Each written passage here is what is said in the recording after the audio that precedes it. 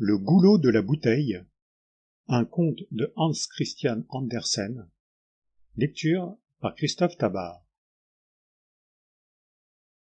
Dans une rue étroite et tortueuse, toute bâtie de maisons de piètre apparence, il y en avait une particulièrement misérable, bien qu'elle fût la plus haute.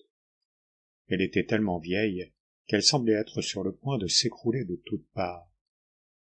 Il n'y habitait que de pauvres gens, mais la chambre où l'indigence était le plus visible, c'était une mansarde à une seule petite fenêtre, devant laquelle pendait une vieille et mauvaise cage, qui n'avait même pas un vrai godet.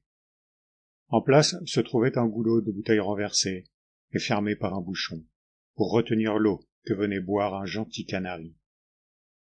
Sans avoir l'air de s'occuper de sa misérable installation, le petit oiseau sautait gaiement de bâton en bâton et fredonnait les airs les plus joyeux.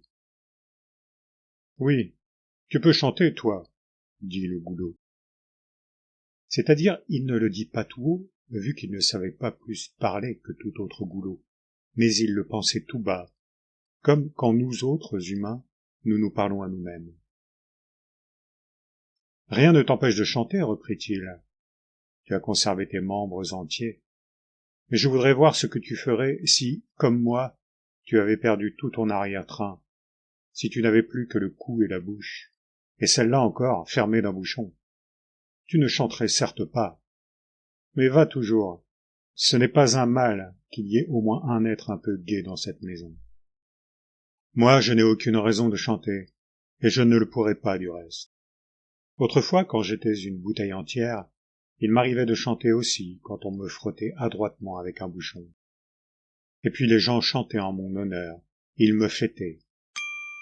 Sample complete. Ready to continue?